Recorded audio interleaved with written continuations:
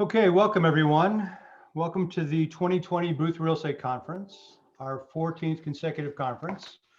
In many ways, our most unusual conference, and I think the title says it all. More than a day late. We're about 2 months late, actually, and definitely more than $1 short. There's been billions of dollars lost in the real estate related pandemic, and thought it was a good time to meet with one of our favorite and most insightful alums, Mike Kirby of Green Street.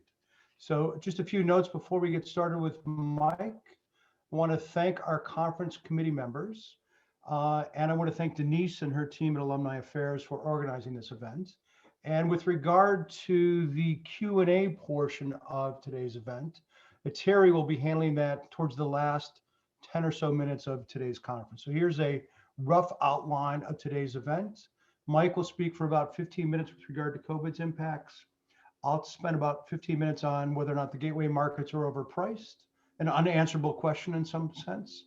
Another 15 minutes with regard to sort of the typical fireside chat, where I'll moderate a discussion with Mike, and then the audience Q&A thereafter. So with that, let me again thank Mike and welcome him aboard and ask him to start with his presentation.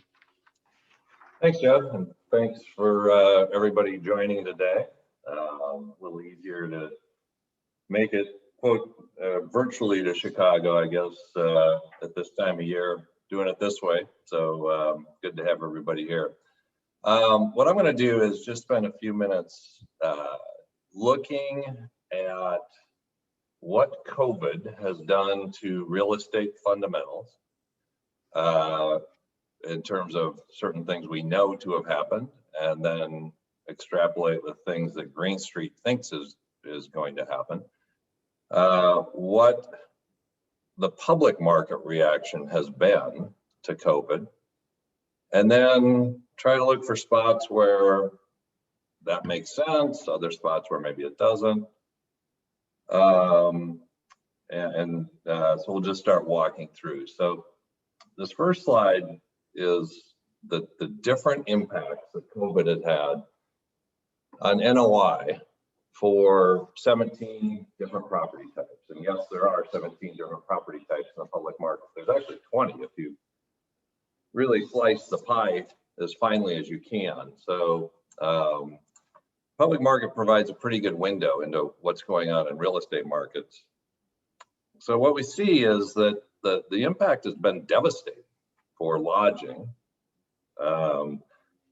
It's been bad for malls. Lodging's down 100% this year. Malls are down nearly 20 on NOI. Student housing down something like 12, and then you've got a slew of sectors: strip, healthcare, net lease, all down about 10%. You know, these are GFC type numbers. This is about as bad as things get in the real estate world, and even worse for some of these sectors. Some of these sectors are having a worse time than they did during the GFC. But what's remarkable about the COVID recession is the fact that some sectors have skated through just fine, and there's a whole bunch of them. I mean, you look at manufactured housing, industrial, life science, single family rental, tower, data. Nobody told them we had a recession. In fact, some of them are doing better now than they probably would have been doing in the absence of COVID. And I'd point at maybe industrial, probably data, tower, as sectors that have actually benefited in terms of fundamentals. And then finally on this chart, just the shape of the recoveries differ. And obviously these are Green Street's opinions, so we'll be wrong on some, we'll be right on others. But what you see is that the mall recovery is painfully slow. Malls just kind of hit a floor there, and they don't really bounce back very hard. Apartments have something of a tough recovery. They're getting worse in 21 than they were in 20. But some sectors, student housing, healthcare, bounce back. You know, they may not be back to what they once were, but people are going to be going to college again, and they're going to need homes, and people are going to need assisted living facilities again. So very different shapes to each of these recoveries. So if we simplify all that in the next chart, Joe, we're going to show you just one set of lines. So yeah, there we go. So we can talk about it a little easier. So this is blending all of those 17 lines into one set of lines basically, and it's a slightly different presentation. This is the change to current estimates versus what we had been forecasting for all of commercial real estate. So what you see is that the average impact that COVID has had on 20 NOI is about a 12% hit. And then you see the lines moving back together a little bit as time goes on, and you get back to something like a 6% permanent, and we're calling anything that's still present in 24 a permanent hit, something like a 6% hit to the long-term run rate, had we not had COVID come along.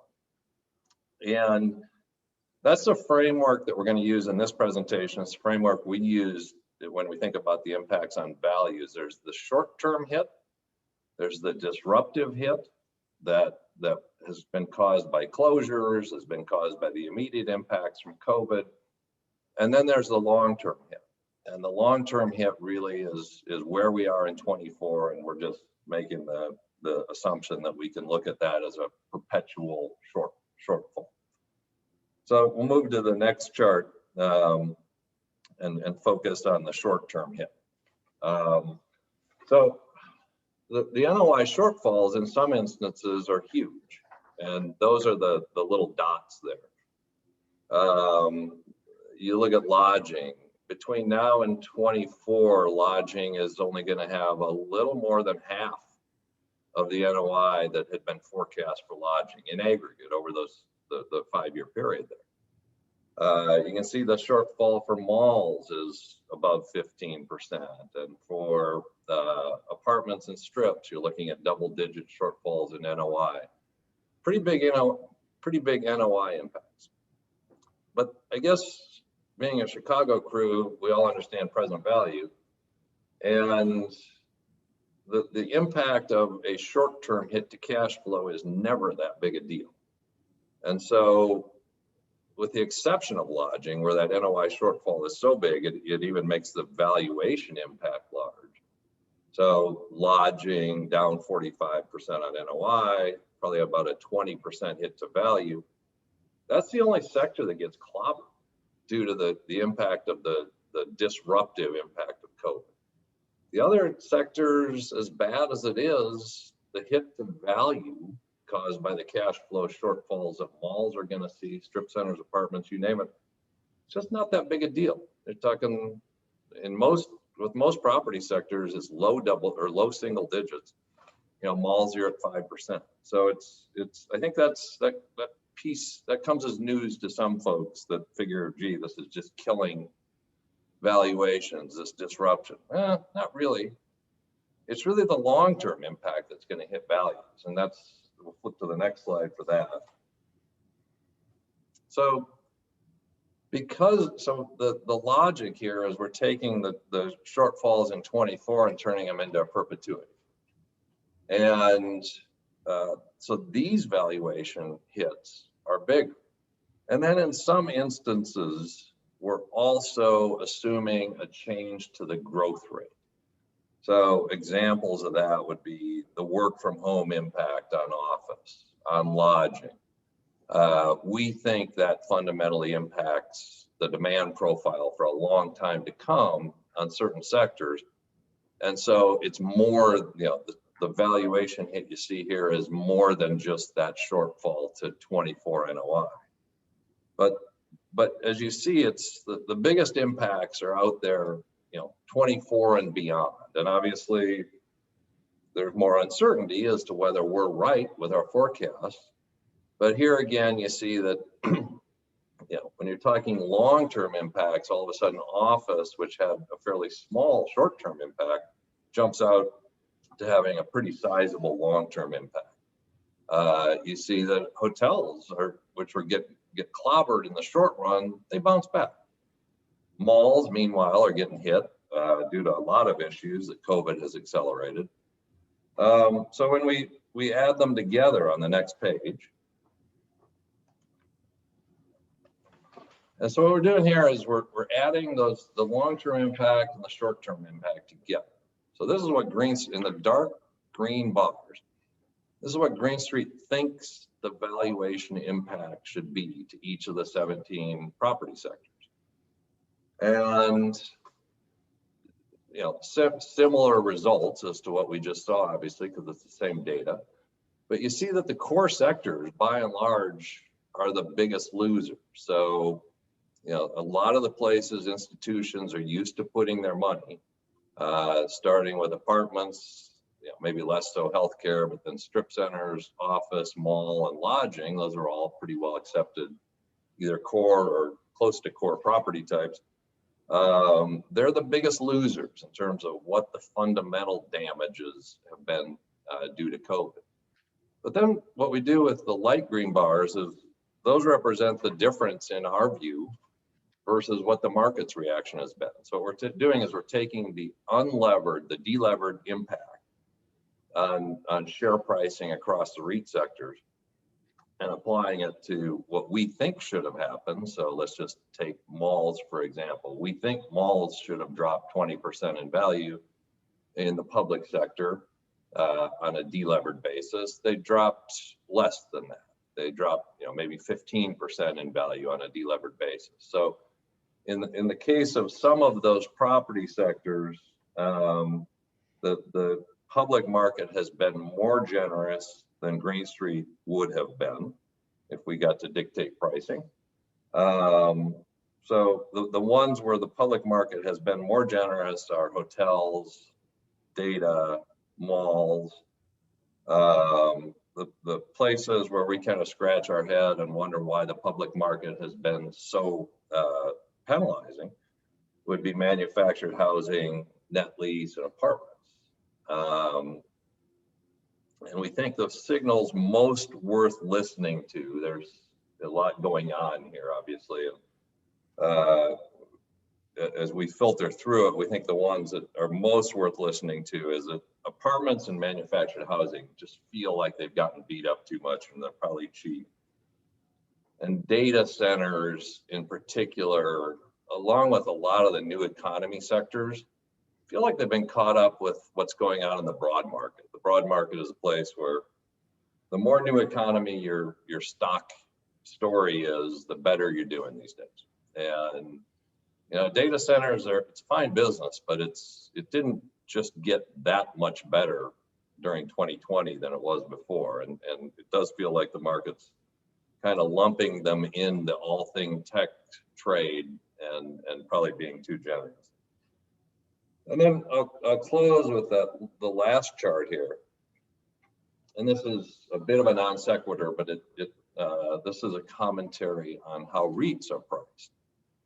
And because it's a commentary on how REITs are priced, it's also a commentary on how private real estate is priced, because REITs are trading very close to parity with private real estate.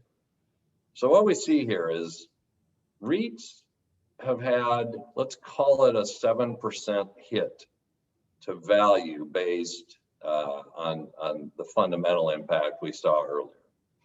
The S&P has seen earnings go down 9% due to COVID.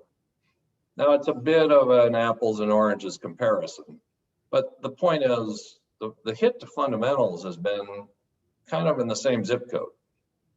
And yet REITs have lost 8% in total returns since COVID came on the scene, and the S&P is up 16%. What's going on? Well, it's not just the S&P, right? I mean, it's the price of everything. Corporate bonds have been on fire. Tips, of all things, have really been on fire, which means that lower, real interest rates have declined substantially in the last year. So what have we seen in the S&P? We've seen a hit to earnings, but your discount rate, the real rate, has dropped substantially, and you have an increase in the price of stocks. And you can say that about most asset classes, is that with tips rates at -1 or lower on a 10-year tips, you should have seen asset price appreciation barring huge negative impacts to fundamentals. REITs have not seen that. REITs have been the one asset class that's been left behind. So we've become quite bullish on both, at least on a relative basis, relative to stocks and bonds. We've become quite bullish on REIT pricing. And the same could be said for real estate pricing. It feels like the next moves in cap rates should be down, if only because of how every other asset on the face of the earth is priced. So I'll stop there. Okay, thank you, Mike. Maybe before I start my remarks, I'll just go back to there are many fascinating graphs in your presentation. One of them is this particular graph. And it's kind of striking the difference between, I don't know if you guys can see my cursor, with regard to single family rental versus both student housing and traditional multifamily or apartment investing or prices. We all have to live somewhere, and it's kind of interesting that single family's done so much better, again, on a relative basis, than student housing and apartments.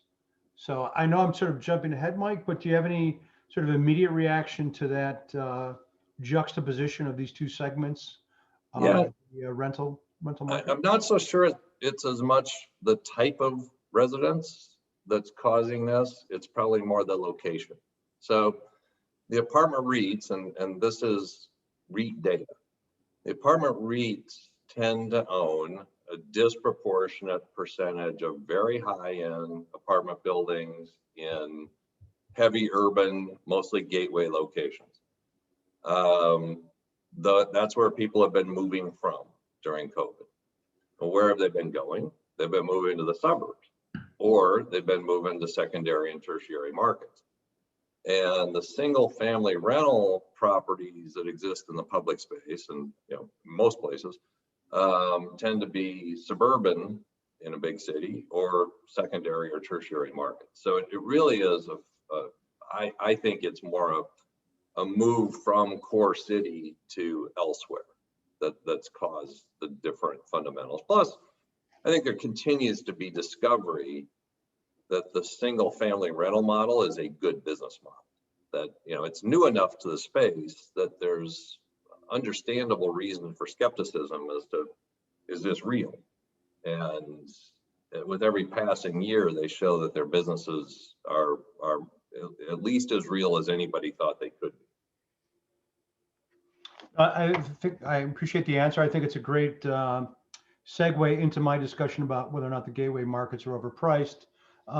Just in passing, I'll do a little bit of bragging about our 2019 real estate lab class. One of the two student teams proposed going short apartment REITs located in coastal markets predominantly, and going long apartment REITs in, let's just call it middle America. And I think that probably turned out to be a good trade. Certainly did in the public market. Right. Exactly right. Okay, so I want to revisit a topic I brought up in an earlier booth real estate conference, and that is the question whether or not the gateway markets are mispriced. And a lot of what I'm going to look at has to do with data realized or measured before the onset of the COVID pandemic. So part of my assertion is that there were plenty of reasons to be concerned about the price of the gateway markets before COVID hit. And I think the introduction of the COVID pandemic has only served to accelerate many of those apprehensions. So with that, let me talk about a little bit about what I want to touch upon: pricing, returns, and risk factors, which I think disproportionately harm the gateway markets. At least that's true with regard to the first five. I think it's somewhat surprising, at least to me, that with regard to the sixth one, climate change, that's not evenly applied to the gateway markets versus non-gateway markets. And I'll show you a couple of pictures on that in a minute. So first, with regard to pricing, just to sort of get everybody's head into the game as to what kind of at least initial spreads are available. So this is CBRE data before at the end of 2019.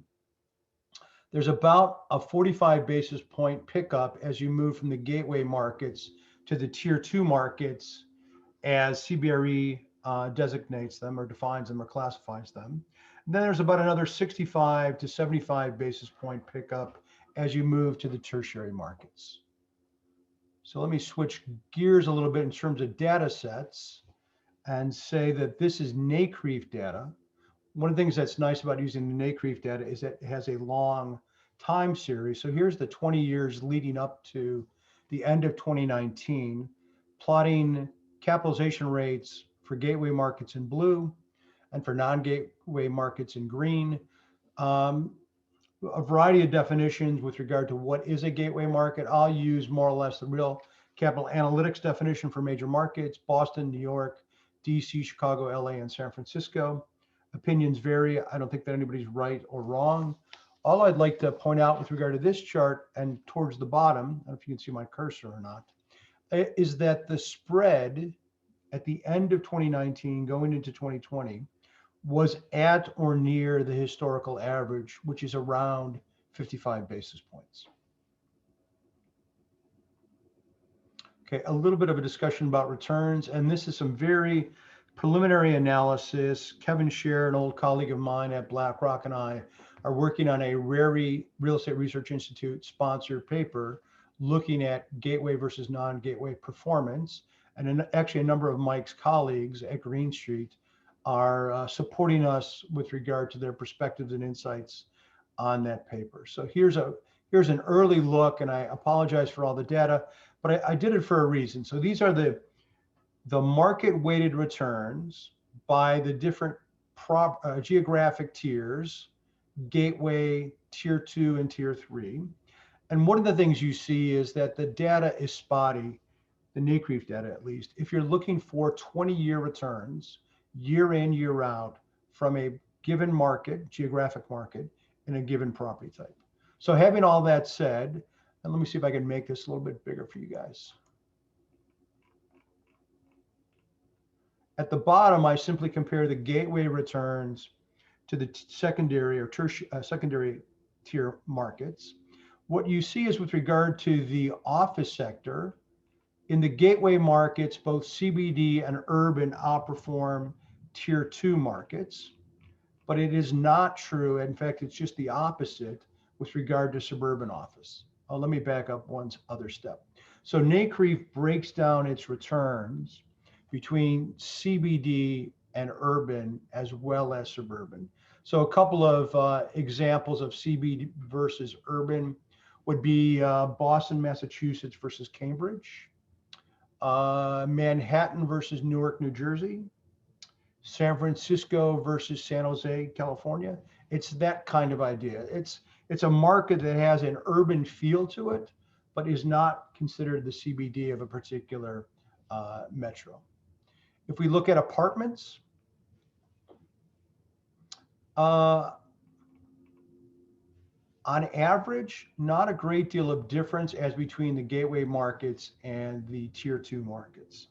Yes, there's some substantial improvement with regard to urban, offset by both gateway and suburban. One of the areas that was surprising to me is that industrial has a fairly large spread, about 130 basis points as between the gateway and the second tier markets. Not much of an effect with regard to retail. And so if you look at it, if you look at it overall, a very small impact with regard to CBD, a much bigger and positive impact with regard to urban, and a negative impact, meaning that the tier 2 markets outperform the gateway markets with regard to suburban properties. Oops, I got ahead of myself. So I should have stuck with the value weighted table. My clumsy Zoom skills were apparent now to everybody. I mistakenly jumped ahead to the equal weighted, and honestly, the conclusions are very much the same. One of the things to point out, though, is that once you control for property type and geography, the smaller properties actually perform better on average by about 100 basis points. The other thing I'll just remind you is liquidity. So the US accounts for about half of the total transaction volume, commercial real estate transaction volume. And of that half that occurs in the US, 40% or so occurs in the gateway markets. So there's a huge liquidity premium, at least historically, or a huge amount of liquidity, let me say it that way, with regard to the gateway markets. And I think investors have to think about, to whom does this liquidity matter? You can clearly see, if you're a value-added or an opportunistic shop, the ability to get in and get out of a particular market is something that you would value. On the other hand, I think if you're a core or fundamental or long-term investor, I think this notion about liquidity has far less value. And I think we should be looking at other characteristics in terms of making our investment decisions. All right, so let me lastly talk about risk factors. And I think it doesn't come as much of a surprise to most of you that when we look at measures of fiscal solvency at the state level, and it's similar when you drill down to major cities and or counties, that 6 of the 9 worst ranked states include Illinois, Connecticut, New Jersey, Massachusetts, California, and New York. In other words, the homes of the gateway markets. So huge fiscal headwind before, and these numbers are before the COVID pandemic. Oops. Right. Acting as a drag on the profitability, if you will, of these gateway markets. And again, probably not much of a surprise to many of you, that financial strain is largely the product of underfunded pension plans, for which there is a bit of a financial time bomb waiting to implode with regard to many of these states. It's going to become an increasingly hot political potato as states and the federal government try to figure out how to solve this problem, which in my view is on a collision course with some kind of financial reckoning. Another element of this is taxation. So here's another map colored by state. When you look at the gateway markets, the average rank of the gateway market is 45 out of 50. The maximum ranking could only be 47.5, right? In other words, not everybody can be the 50th worst state. If I look at the tier 2 markets, the average rank is 27th. If I look at the tier 3 markets, the average rank is 21st, right? So you've got this odd combination of significant financial problems in the states that have the highest tax rates. And I would further the discussion by saying that these tax rates are reflective of the percentage paid by the median household. I think it's fair to say that in most of these high tax states, they have a fairly progressive tax rate system, which means the burden is even heavier on those high income earners. Just as an aside, since we're in a real estate setting, here are the real estate tax rankings by state. New Jersey, Illinois, Connecticut, somewhat surprisingly, Texas and New York near or at the top of the list. California, quite low by comparison to the other gateway markets. Part of that has to do with its Prop 13 and other regulations surrounding property taxes, some of which may change in the not too distant future. Another form of taxation in my mind is the level of regulatory burden. And here again, the gateway markets rank fairly horrifically relative to their peers in the tier 2 and tier 3 markets, right? So the average gateway market ranks 42nd as compared to 28th for the tier 2 markets and 23rd for the tier 3 markets. And just as an aside, this is a variation of that depiction, looking at the level of red tape with regard to small business formation. In some sense, people think about small business formation as the engine that fosters future economic growth. And here you see California and Illinois as amongst the 2 worst states. And is there more regulatory burdens on the horizon, right? So I've stole something from Mike's shop. Here's a picture in the middle of the screen of rent growth by various markets, most of them part of the view of gateway markets as compared to the US average. Strong rent growth in these markets is leading to increased affordability problems. Oftentimes, the political solution to those affordability problems is rent control rather than loosening the supply through, rather than increasing the supply of new homes or new buildings through looser building standards and zoning codes. And as many of you know, New York City's gone through its own rent control increase as well as environmental related penalties. Penalties is probably an impolitic word to use in this setting. I'll have to think of a better word than penalties. Here's a quick picture on rent control. I'm sure many of you have seen this before. And so another dimension of the trouble which I see gateway markets having is how poorly they rank with regard to the delivery of public services. Here you can think about things like infrastructure, roads and bridges, schooling, policing, and all the rest, right? So the gateway markets rank on average 131st out of 150, with some of our better known cities towards the bottom. Tier 2 markets rank 96th, and Tier 3 markets rank 86th. So let me just stop here for 1 second and say, from an economics perspective, it would be perfectly rational for some citizens at least to think, well, I'll pay higher taxes if I get a better quality of service. That doesn't seem to be what's happening for many of these markets. They're paying higher taxes for a lower quality of service. And there's a huge financial burden, these underfunded pension plans. So it makes little sense to think about, I'm going to pay more to get less. And I think this is part of some of the exodus you see both by individual citizens as they move to from high tax, high spend, low service markets to other parts of the country that provide just the opposite. And you see the same thing with regard to companies, right? So I think it was Goldman Sachs's asset management group has announced they're moving to South Florida. Oracle's moving to Austin, Texas, I believe it is. CBRE's already relocated its national headquarters from LA to Dallas. Corruption is another form of fiscal costs, right? It's a drag on the productivity of an economy, right? So same story as before. Here you see the gateway markets rank on average 29th, Tier 2 markets 23rd, Tier 3 markets 19th.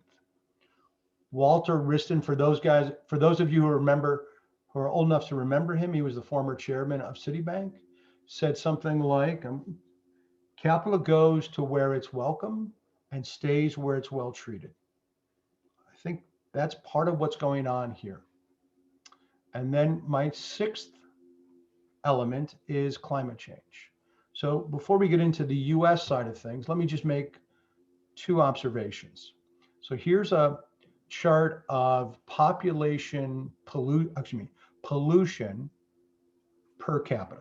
In other words, population weighted pollution. It's interesting to see that the US is one of the cleanest countries with regard to environmental pollution when you measure it based on a per capita basis. And the converse is true, that India and China are amongst the worst. So when you think about the collective size of China and India relative to the US, if there's not a new Green Deal that incorporates India and China in a meaningful way, and you believe the adverse forecasts of climate change, then it almost doesn't matter what the US does if India and China don't follow suit. Here's a forecast of economic damage as a percentage of the county's GDP.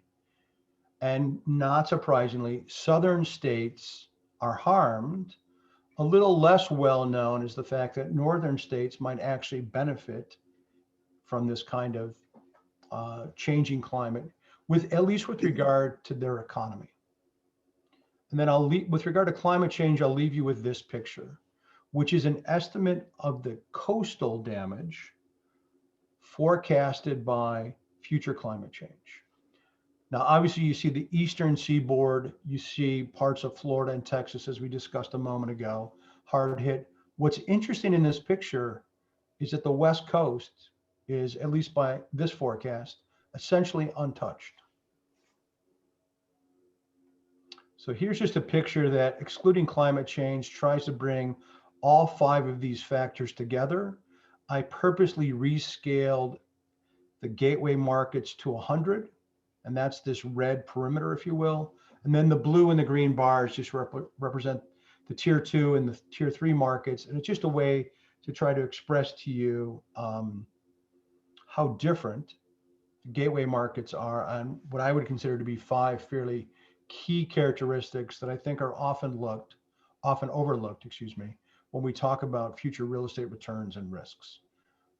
Having said that, though, I think that people are becoming more attuned to them with each passing day. And I would also argue, as I said before, that COVID's probably accelerated and worsened many of these characteristics.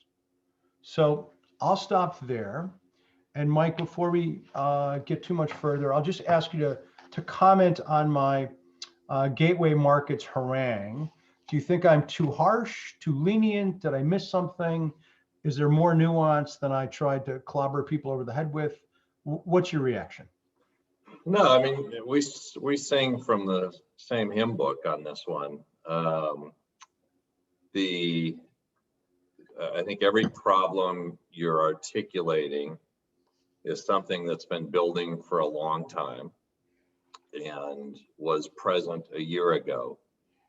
I think we had two things happen in the last year that take everything that you're talking about and have made it more urgent.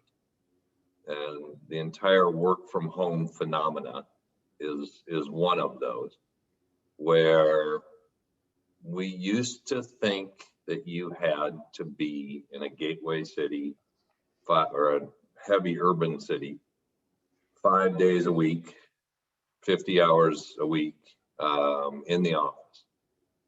That's not true. And we can debate how often you need to be in the office and where work from home is going, but it's here and it's real and it's going to move the needle. And it does change the dynamics of some of those gateway markets for the worse. And I think the poster child for a negative impact from that has been San Francisco. So outrageously high rents. You had to be there for the networking aspect of being there. And that's just fundamentally changed. We don't know where the dust settles any better than anybody else, but it's not pretty. And so thus the 25% drop in rents that, maybe 25% is not permanent, but it's a big number is going to be permanent. And then San Francisco will grow again, but it's been a huge reset. And then the other thing that has happened in the last year, and, without trying to get too political, but just the defund movement. And all I'll say on that is that when I was going to University of Chicago back long before it was called Booth, just to give everybody a sense of timing, you didn't want to live in New York. And a lot of us going there to Chicago were trying to think of how we don't move to New York for our first career step. 10 years later, come in 1990, 95, 2000, New York's cool. New York is still cool. But what made New York cool in part was a change in the other direction, a change towards a law enforcement attitude. And clearly the winds are blowing the other way in a lot of the big cities now. And I don't think that's good for real estate. So I think everything you're saying has been true for a long time. I think it's been accelerated. And interestingly, the public market agrees with you too. So We can look at private market cap rates, but the public market cap rates are very different. The public market has disliked Gateway apartments and Gateway office now for about 5 years. And it really disliked Gateway apartment and Gateway office during the worst of COVID. Now, some of that has bounced back as we see light at the end of the COVID tunnel. But by and large, Gateway office and Gateway apartments have been hit the hardest, both over the last 5 years and in the last year in the public markets. And that's where the NAV discounts are still the biggest too. So the public market says private market cap rates are wrong. Private market is overpricing Gateway. Okay, thank you, Mike. All right, so let me, I should say for those of you who earlier today received a email notification confirming the conference and the Zoom dial-in and all that good stuff, there is also a link to these slides. I should have said this before, including the slides that Mike presented earlier, as well as myself, and as well as this overview of the types of questions that Mike was gracious enough to think about answering in this fireside chat, along with some pictures. So here is a picture or a graph, again, from Green Street. It's probably a little bit out of date now, and it's similar to the graphs that Mike had shown earlier. I just find it, one, endlessly fascinating, to Mike's point a moment ago, about how the public markets view real estate differently from the private market.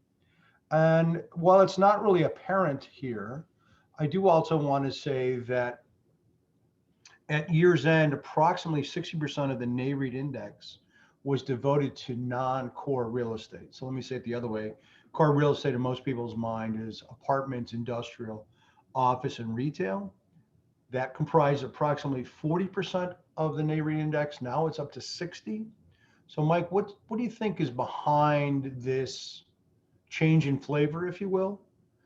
Is it just happenstance? Cell towers, as one example, equal about 20% of the index, maybe more now with the revaluations that have gone on of late. Some would argue, to play devil's advocate, that it's really a telecommunications business. I don't want to say masquerading is too strong a term, cloaked in a real estate business. So what's your sense of all that? And do you think there's a property type on the horizon that might join this list in the not too distant future? Sure. Well, the public market's always been much broader than a lot of institutions, right? I mean, back in the early 90s, when the modern REIT era started, we had sectors like manufactured housing and self-storage and healthcare all come public, things that were very foreign to institutional real estate investors. And with a lot of these sectors, we've seen them prove themselves, where a lot of the long-standing public but non-core sectors have proven to be some of the best types of real estate that there are. And manufactured housing is God's gift to real estate. I mean, it's stunning how well it's performed for 25 years now. And self-storage isn't too far behind. And some types of healthcare fit that bill. So with a public market perspective that we've always had, I've always been a little bit disappointed in institutional investors' reluctance to go beyond the major food groups. It's never made any sense to me.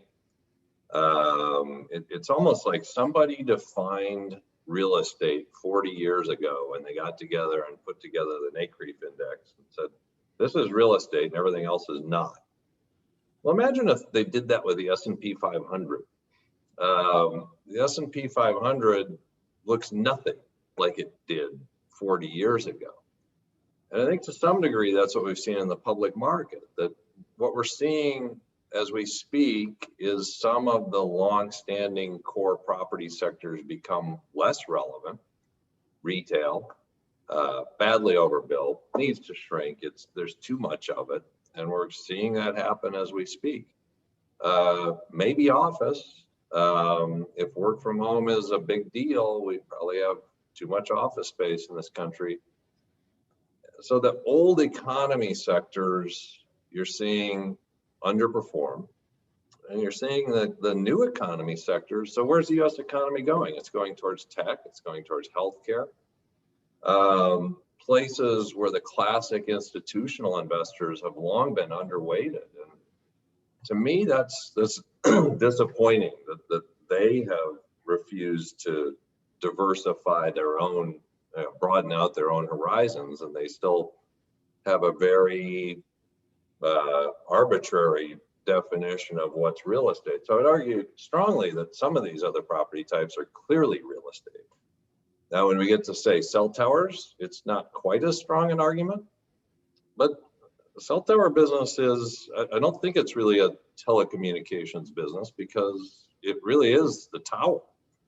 And in some cases it's the land, in some cases it's just the tower on top of the land. And if you have a good location, it matters, because it's not easy to build new cell towers. There's an immense amount of resistance to building these things. They're, in some ways, they're a bit like a trailer park, Right.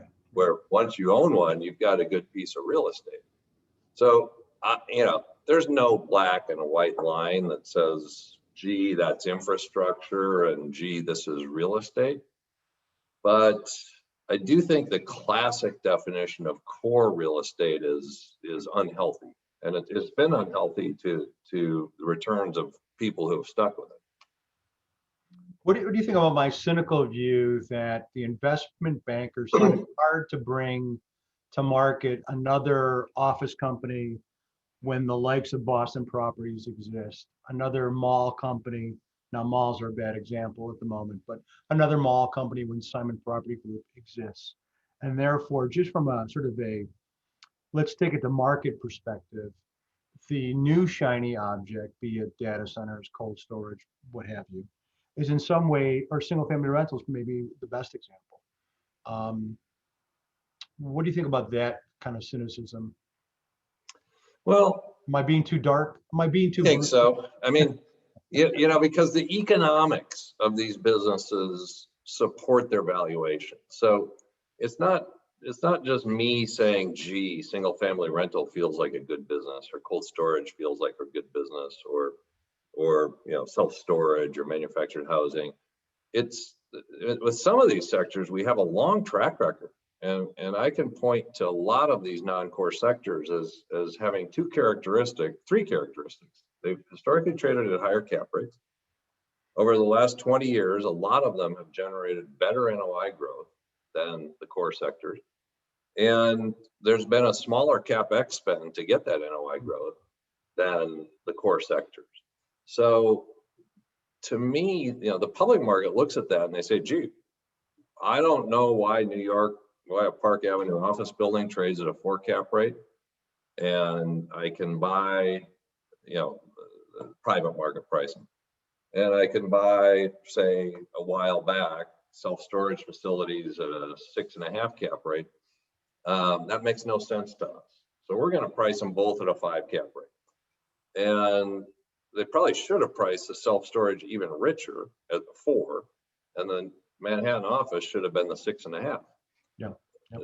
So the point is, the public market embraces this argument because the public market has seen the performance, and public investors just aren't that, they don't care about the trophy aspect of a pretty office building.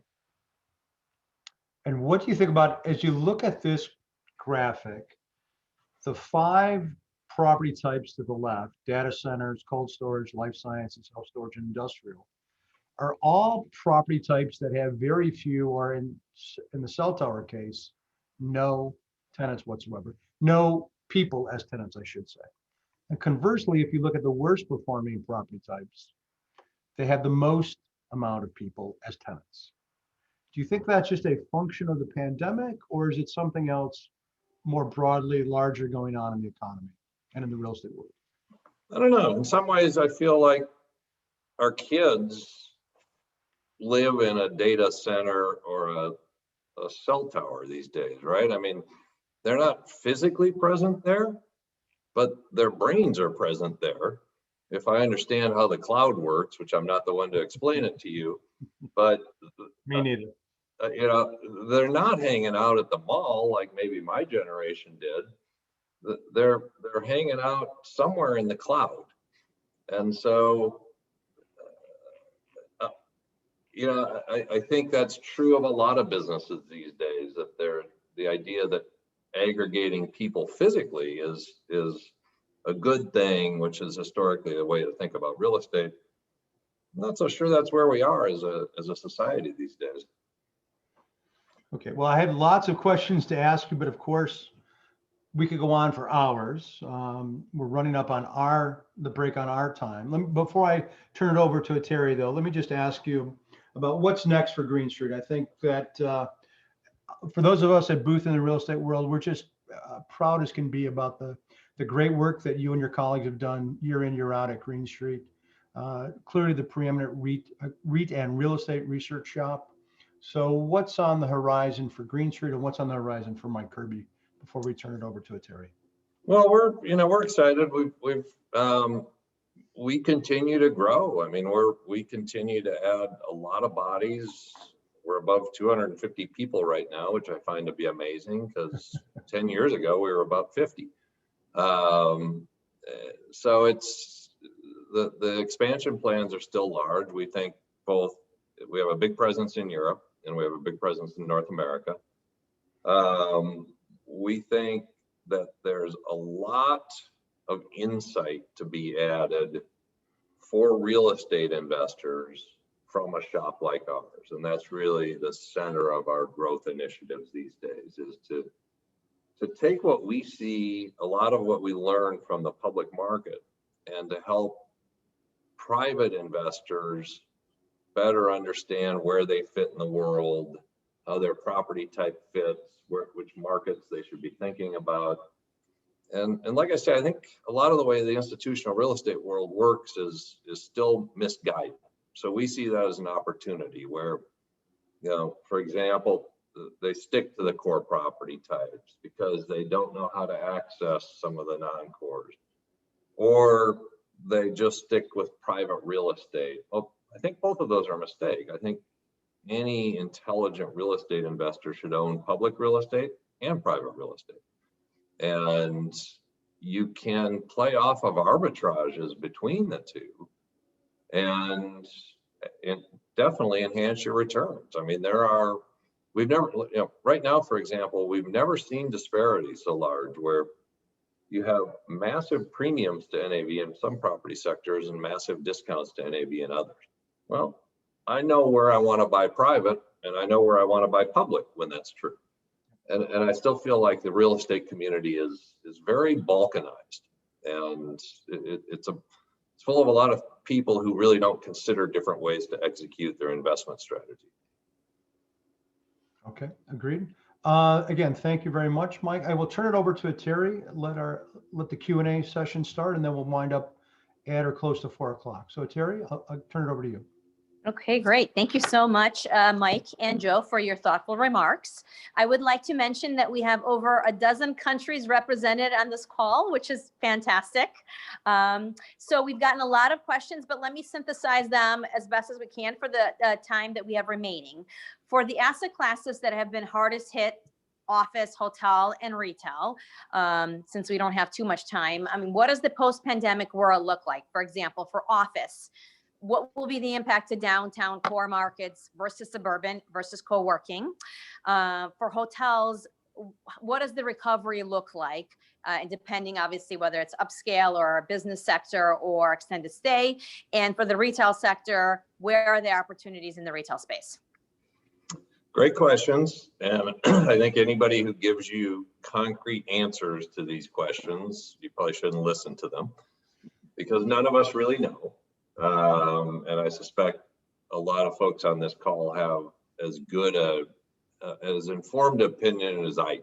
I mean, these are the tough ones. Those are the tough questions that I think humility is in order when we try to answer them. So I will say that from the time the pandemic started, we jumped all over two themes. One was work from home, and the other was deurbanization. And I think those are both big deals. And clearly the exodus from the city core that we've seen, some of those folks will come back, but a lot of them won't. And the work from home, with many of us having not been in our office for almost a year, that's not sustainable. We have 50 new employees at Green Street who I've never met. That's not good. No way to run a company. So we need to get back in the office. But I do think that most folks at Green Street aren't going to be in there 5 days a week.